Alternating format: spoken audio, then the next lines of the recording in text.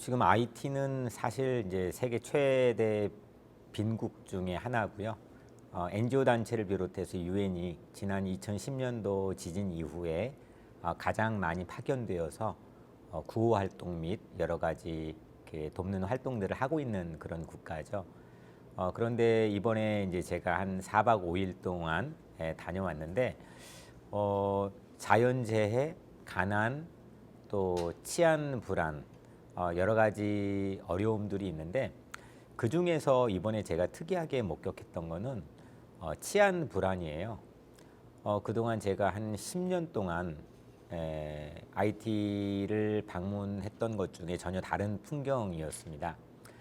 물론 그 이전에도 정말 가난하고 또 2010년도 지진에 대한 여파가 심각했고 또 치안도 불안했지만 이번에 특이했던 거는요.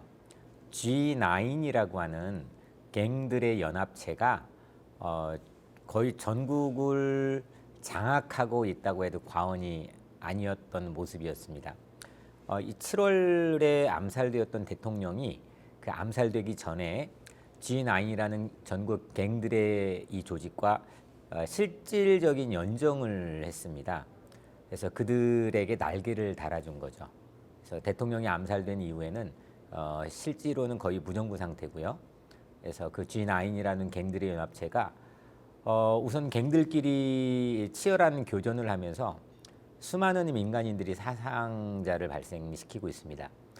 제가 지난 이 10년 동안 관계 맺었던 선교센터는 이미 1년 반 전에 갱들에게 이제 점거가 된 상태고요.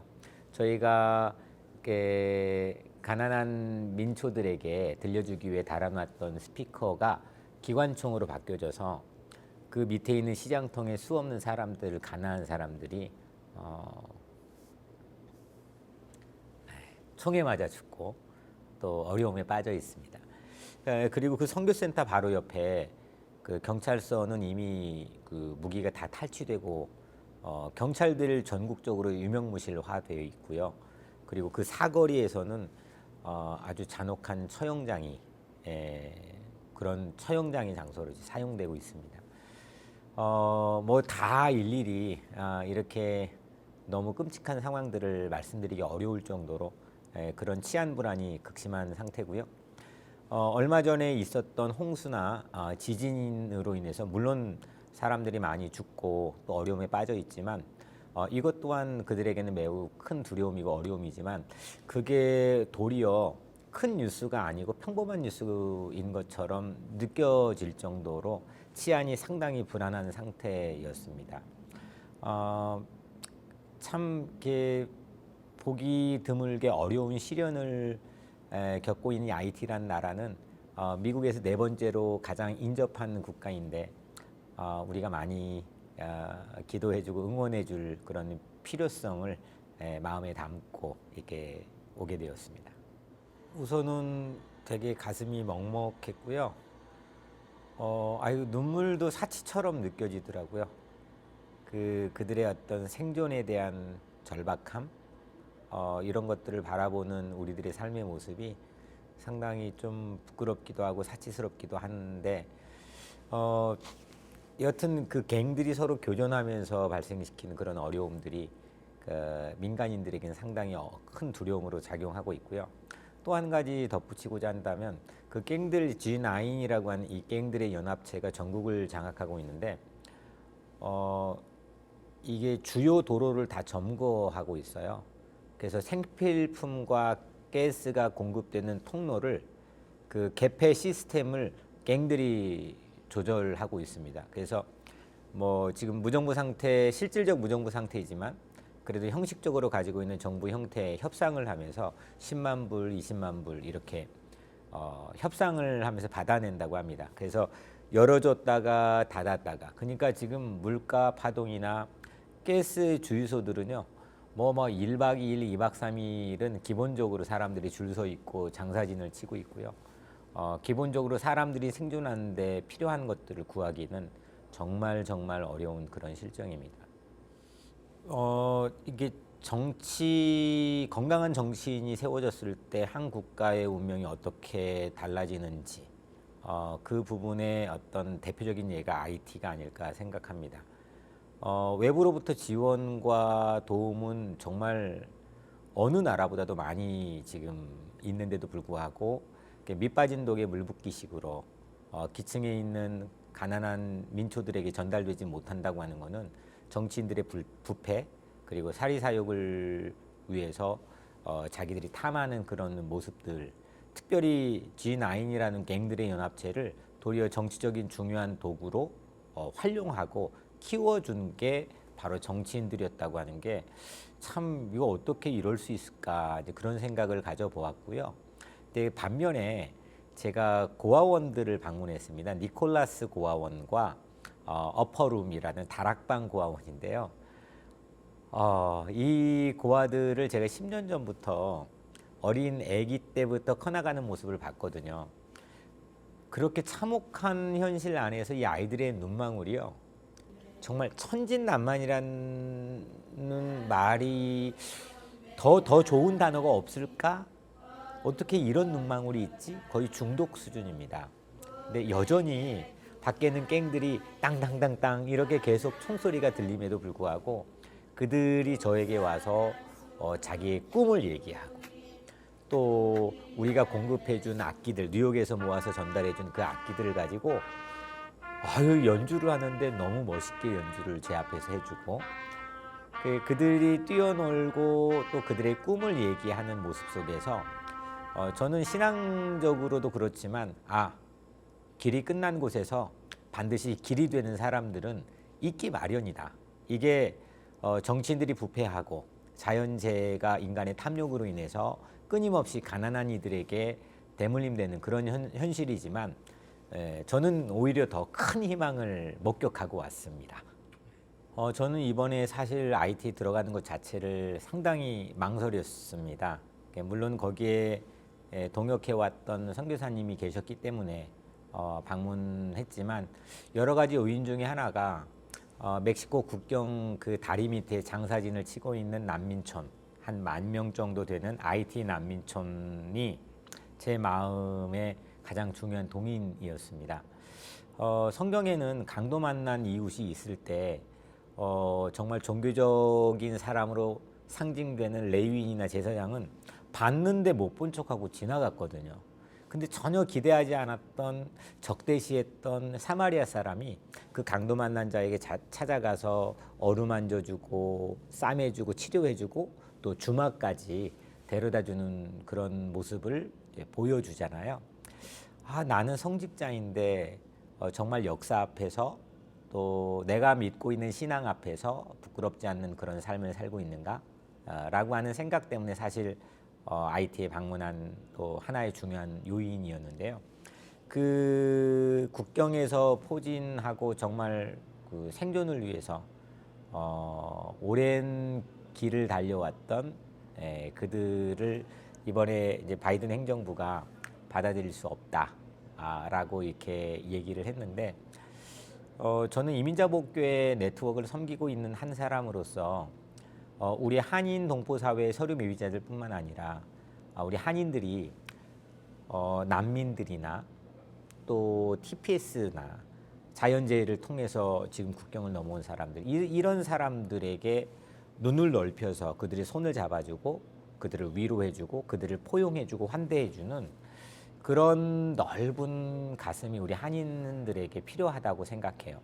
어디든지 리더십을 갖게 되는 중요한 요인들이 있겠지만 가장 큰 요인은 얼마나 그 사람의 마음의 크기가 또 생각의 크기가 넓은가 그거는 단실이 되지는 않는다고 생각합니다. 오랜 시련 속에서 부딪히고 깨어지면서 나를 잡아줬던 사람이 있지 나도 누군가를 잡아줘야지 이게 더불어 살아가는 공공의 중요한 가치이지라고 하는 깨달음 속에서 오는 하나의 중요한 공동체의 파워라고 생각합니다.